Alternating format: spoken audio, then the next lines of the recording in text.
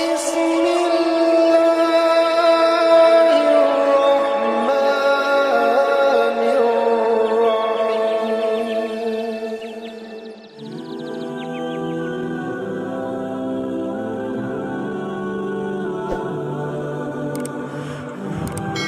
حفصہ بنت سیری سے انہوں نے فرمایا کہ ہم اپنی کنواری جوان بچیوں کو عیدگاہ جانے سے روکتی تھی۔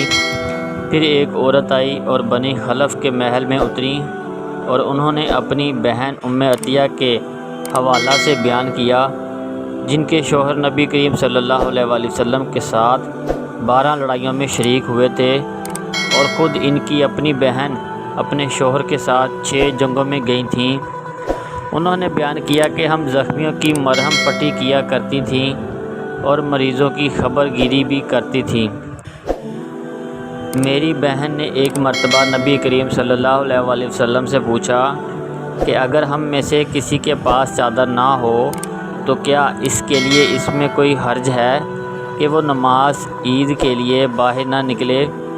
آپ صلی اللہ علیہ وآلہ وسلم نے فرمایا، اس کی ساتھی عورت کو چاہیے کہ اپنی چادر کا کچھ حصہ اسے بھی اڑا دے، پھر وہ خیر کے مواقع پر اور مسلمانوں کی دعاؤں میں شریک ہوں، یعنی عیدگاہ جائیں۔ پھر جب ام عطیہ رضی اللہ تعالیٰ عنہ آئیں تو میں نے ان سے بھی یہی سوال کیا۔ انہوں نے فرمایا، میرا باپ آپ پر فدا ہو، ہاں آپ صلی اللہ علیہ وآلہ وسلم نے یہ فرمایا تھا۔ اور ام عطیہ رضی اللہ تعالیٰ عنہ جب بھی نبی کریم صلی اللہ علیہ وآلہ وسلم کا ذکر کرتی تو یہ ضرور فرماتی کہ میرا باپ آپ صلی اللہ علیہ وآلہ وسلم پر فدا ہو۔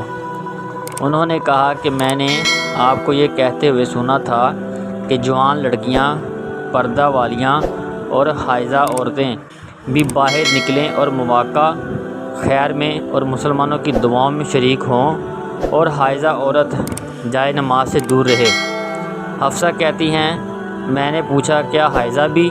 تو انہوں نے فرمایا کہ وہ عرفات میں اور فلاں فلاں جگہ نہیں جاتی، یعنی جب وہ ان جملہ مقدس مقامات میں جاتی ہیں تو پھر عیدگاہ کیوں نہ جائیں؟